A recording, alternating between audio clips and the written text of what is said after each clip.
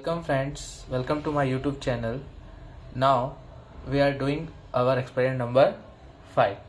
मैं इस एक्सपेरिमेंट को 3 पार्ट्स में बनाऊंगा। देखिए मेरे पास एक मेटल है, जिंक मेटल। ये सोडियम और पोटेशियम जैसे रिएक्टिव तो नहीं है, बट रिएक्टिव है हमारे एक्सपेरिमेंट के लिए, तो सफिशिएंट है। मेरे पास देखिए एक एसिड है जो मैंने इसमें पहले से इस टेस्ट ट्यूब में फिल करके रखा है। इस एसिड का नाम सल्फ्यूरिक एसिड है। और मेरे पास जो जिंक मेटल है, मैंने उसके कुछ ग्रैनुल्स अपने पास रख लिए हैं निकाल के।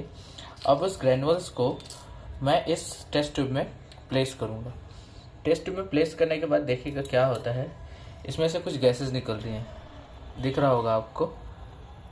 ओके, अब मैं आपको इस गैस को बंद करके दिखाता हूँ, आपको दिखाता हूँ कि ये कैसी गैस है।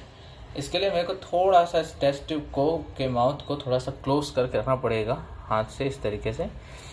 अब देखिएगा जो गैस निकल रही है आपको विजिबल नहीं हो पाएगी, मैं आपको विजिबल कराता हूँ। देखिए ये रही, ठीक है।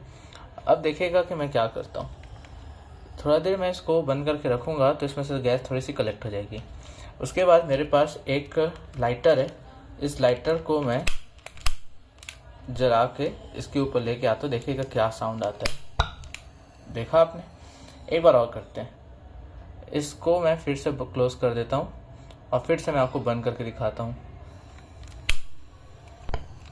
देखा, इस बार थोड़ी सी स्लो साउंड आई, बिकॉज शायद तक इसमें से गैस अब उतनी बन नहीं रही है। एक बार मैं फिर से ट्राई करके आपको दिखाता हूँ, वन मोर टाइम।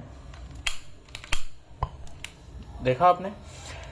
तो नेक्स्ट एक्सपेरिमेंट में, इसी के सेकंड पार्ट में मिलेंगे। मैं आपको एक और रिएक्शन दिखाऊंगा।